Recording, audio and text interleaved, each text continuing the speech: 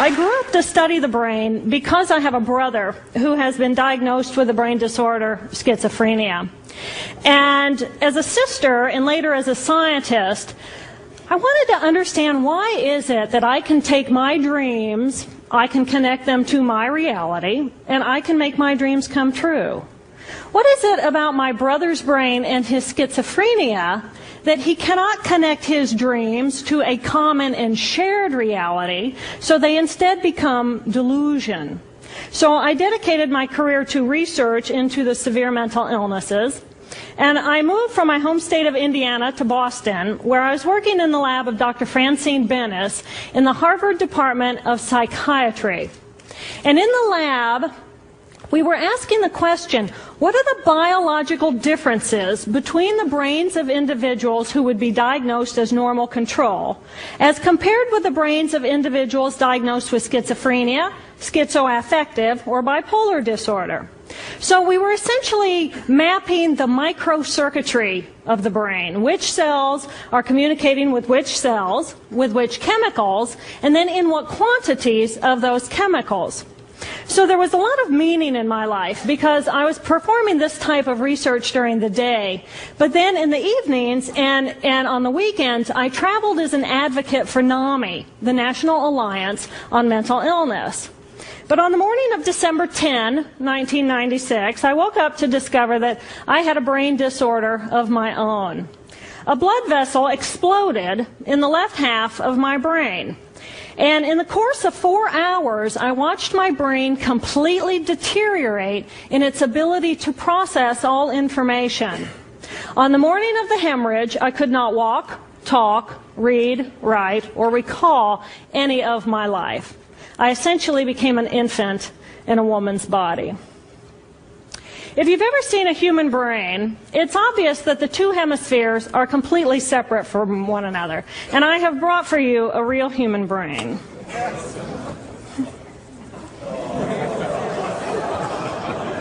Thank you. So this is a real human brain. This is the front of the brain, the back of the brain with the spinal cord hanging down. And this is how it would be positioned inside of my head. And when you look at the brain, it's obvious that the two cerebral cortices are completely separate from one another. For those of you who understand computers, our right hemisphere functions like a parallel processor, while our left hemisphere functions like a serial processor. The two hemispheres do communicate with one another through the corpus callosum, which is made up of some 300 million axonal fibers. But other than that, the two hemispheres are completely separate. Because they process information differently, each of our hemispheres think about different things, they care about different things, and dare I say, they have very different personalities. Excuse me. Thank you. It's been a joy. Our right human hemisphere is all about this present moment. It's all about right here, right now. Our right hemisphere, it thinks in pictures, and it learns kinesthetically through the movement of our bodies. Information in the form of energy streams in simultaneously through all of our sensory systems, and then it explodes into this enormous collage of what this present moment looks like, what this present moment smells like and tastes like, what it feels like, and what it sounds like. I am an energy being connected to the energy all around me through the consciousness of my right hemisphere. We are energy beings connected to one another through the consciousness of our right hemispheres as one human family. And right here, right now, we are brothers and sisters on this planet, here to make the world a better place. And in this moment, we are perfect, we are whole, and we are beautiful. My left hemisphere, our left hemisphere, is a very different place. Our left hemisphere thinks linearly and methodically. Our left hemisphere is all about the past, and it's all about the future. Our left hemisphere is designed to take that enormous collage of the present moment and start picking out details, and more details about those details. It then categorizes and organizes all that information, associates it with everything in the past we've ever learned, and projects into the future all of our possibilities. And our left hemisphere thinks in language. It's that ongoing brain chatter that connects me and my internal world to my external world. It's that little voice that says to me, hey, you got to remember to pick up bananas on your way home. I need them in the morning. It's that calculating intelligence that reminds me when I have to do my laundry. But perhaps most important, it's that little voice that says to me, I am. I am. And as soon as my left hemisphere says to me, I am, I become separate. I become a single, solid individual, separate from the energy flow around me and separate from you. And this is a portion of my brain that I lost on the morning of my stroke. On the morning of the stroke, I woke up to a pounding pain behind my left eye. And it was the kind of pain, caustic pain, that you get when you bite into ice cream. And it just gripped me, and then it released me. And then it just gripped me, and then it released me. And it was very unusual for me to ever experience any kind of pain, so I thought, okay, I'll just start my normal routine. So I got up and I jumped onto my cardio glider, which is a full body, full exercise machine. And I'm jamming away on this thing, and I'm realizing that my hands looked like primitive claws grasping onto the bar. And I thought, that's very peculiar. And I looked down at my body, and I thought, whoa, I'm a weird-looking thing. And it was as though my consciousness had shifted away from my normal perception of reality, where I'm the person on the machine having the experience, to some esoteric space where I'm witnessing myself having this experience. It was all very peculiar, and my headache was just getting worse, so I get off the machine, and I'm walking across my living room floor, and I realize that everything inside of my body has slowed way down. And every step is very rigid and very deliberate. There's no fluidity to my pace, and there's this constriction in my area of perception, so I'm just focused on internal systems. And I'm standing in my bathroom getting ready to step into the shower, and I could actually hear the dialogue inside of my body. I heard a little voice saying, okay, you muscles, you got to contract, and you muscles, you relax. And then I lost my balance, and I'm propped up against the wall. And I looked down at my arm, and I realized that I can no longer define the boundaries of my body. I can't define where I begin and where I end, because the atoms and the molecules of my arm blended with the atoms and molecules of the wall. And all I could detect was this energy. And I'm asking myself, what is wrong with me? What is going on? And in that moment, my brain chatter, my left hemisphere brain chatter, went totally silent. Just like someone took a remote control and pushed the mute button. Total silence. And at first I was shocked to find myself inside of a silent mind. But then I was immediately captivated by the magnificence of the energy around me. And because I could no longer identify the boundaries of my body, I felt enormous and expansive. I felt at one with all the energy that was, and it was beautiful there.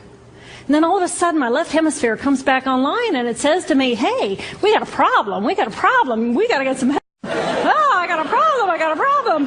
So it's like, okay, I got a problem. But then I immediately drifted right back out into the consciousness, and I affectionately refer to this space as La La Land. But it was beautiful there. Imagine what it would be like to be totally disconnected from your brain chatter that connects you to the external world. So here I am in this space, and my job and any stress related to my job, it was gone. And I felt lighter in my body. And imagine all of the relationships in the external world and any stressors related to any of those, they were gone. And I felt this sense of peacefulness.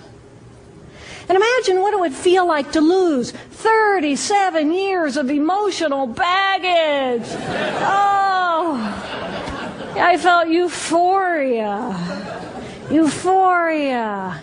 It was beautiful there. And then again, my left hemisphere comes online and it says, hey, you've got to pay attention. We've got to get help. And I'm thinking, I've got to get help. I've got to focus. So I get out of the shower and I'm mechanically dressed and I'm walking around my apartment and I'm thinking, I've got to get to work. I've got to get to work.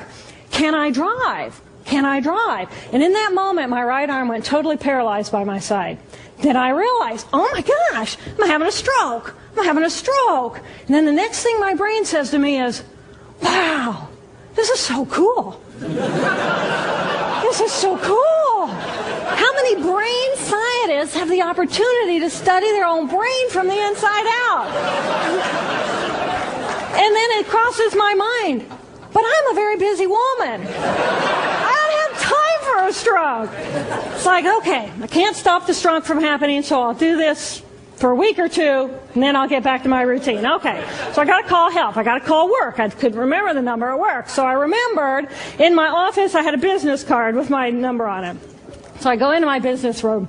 I pull out a 3-inch stack of business cards. And I'm looking at the card on top. And even though I could see clearly in my mind's eye what my business card looked like, I couldn't tell if this was my card or not, because all I could see were pixels.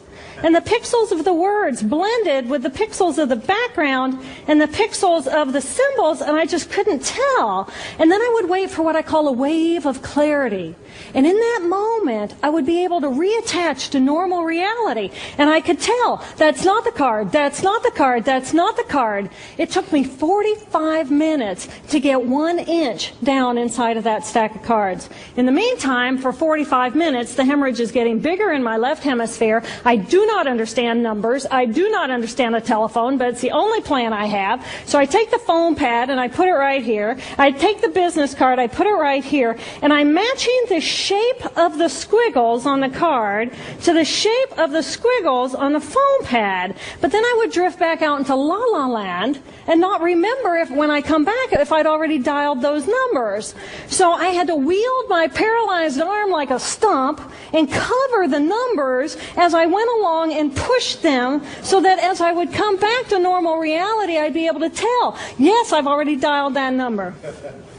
Eventually, the whole number gets dialed, and I'm listening to the phone, and my colleague picks up the phone, and he says to me, and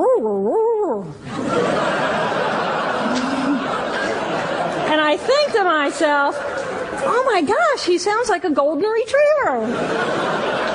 And so I say to him, clear in my mind, I say to him, this is Jill, I need help. And what comes out of my voice is, and I think, oh my gosh, I sound like a golden retriever. So I didn't know that I couldn't speak or understand language until I tried. So he recognizes that I need help, and he gets me help. And a little while later, I'm riding in an ambulance from one hospital across Boston to Mass General Hospital. And I curl up into a little fetal ball. And just like a balloon, with the last bit of air just right out of the balloon, I just felt my energy lift and I felt my spirit surrender. And in that moment, I knew that I was no longer the choreographer of my life. And either the doctors rescue my body and give me a second chance at life, or this was perhaps my moment of transition. When I woke later that afternoon, I was shocked to discover that I was still alive. When I felt my spirit surrender, I said goodbye to my life, and my mind was now suspended between two very opposite planes of reality. Stimulation coming in through my sensory systems felt like pure pain. Light burned my brain like wildfire, and sounds were so loud and chaotic that I could not pick a voice out from the background noise, and I just wanted to escape. Because I could not identify the position of my body in space, I felt enormous and expansive, like a genie just liberated from her bottle. And my spirit soared free like a great whale gliding through a sea of silent euphoria. Nirvana, I found Nirvana.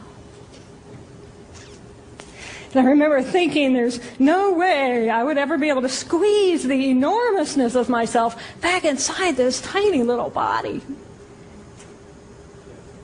But then I realized, but I'm still alive. I'm still alive, and I have found nirvana. And if I have found nirvana and I'm still alive, then everyone who is alive can find nirvana. And I pictured a world filled with beautiful, peaceful, compassionate, loving people who knew that they could come to this space at any time and that they could purposely choose to step to the right of their left hemispheres and find this peace.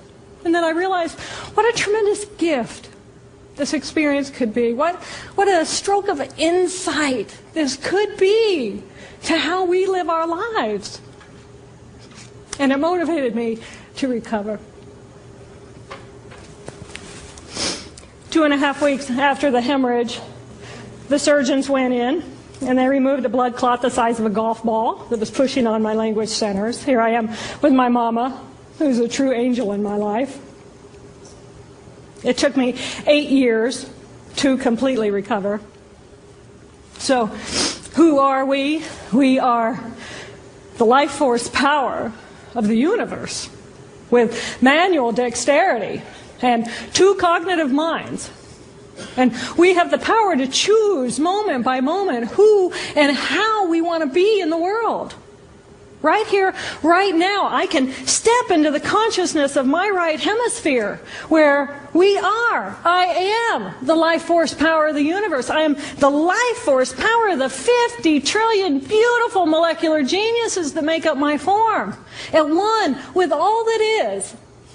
Or I can choose to step into the consciousness of my left hemisphere, where I become a single individual, a solid, separate from the flow, separate from you. I am Dr. Jill Bolte Taylor, intellectual, neuroanatomist. These are the we inside of me. Which would you choose? Which do you choose? And when? I believe that the more time we spend choosing to run the deep inner peace circuitry of our right hemispheres, the more peace we will project into the world, and the more peaceful our planet will be. And I thought that was an idea worth spreading. Thank you.